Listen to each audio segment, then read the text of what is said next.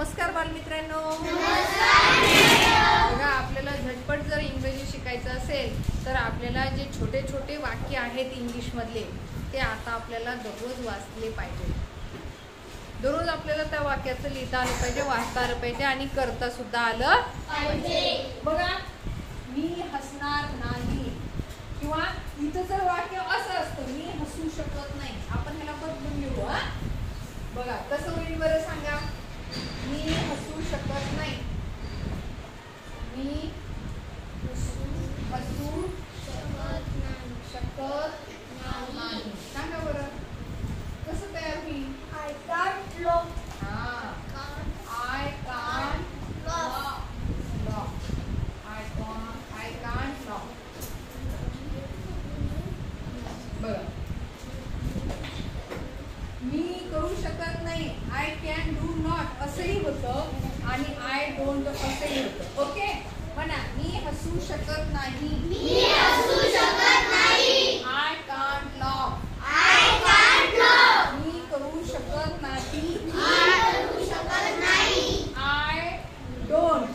I don't. याला do not म्हणतात. यालाच काय म्हणतात. Do not. डू नॉटचा मिळून काय तयार झाला. डोंट. Don't. ओके, मी बोलू शकत नाही. मी बोलू शकत नाही. I can't speak. I can't speak. मी लिहू शकत नाही. मी लिहू शकत नाही. I can't write. I can't write. मी वाचू शकत नाही. मी वाचू शकत नाही. I can't read. I can't read. मी नाचू शकत नाही. मी नाचू शकत नाही. I can't dance. I can't dance. मी जाऊ शकत नाही. मी जाऊ शकत नाही. I can't go.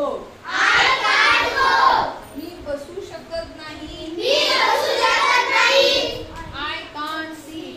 I can't sit. म्हणजे मी बसू शकत नाही. मी खाऊ शकत नाही. मी खाऊ शकत नाही. याचं काय तयार होईल. I can't eat. I can't Eat. मी खाऊ शकत नाही. मी पोहू शकत नाही. I can't sing. I can't मी उडू शकत नाही. I can't fly. I can't fly. आलं लक्षात. म्हणजे ज्या ज्या क्रियावाचक जे शब्द आहेत लक्षात आलं, ज्याला आपण ऍक्शन वर्ड्स म्हणतो, असे वर्ड्स जेव्हा नकारार्थीमध्ये असतात तेव्हा आपण कांट करू शकत नाही किंवा डू नॉट असं आपण त्या ठिकाणी वापरू शकतो.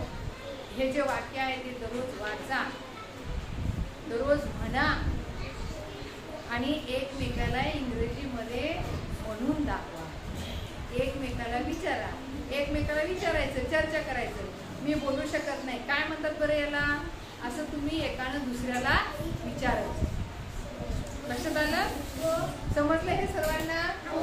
Okay, thank you.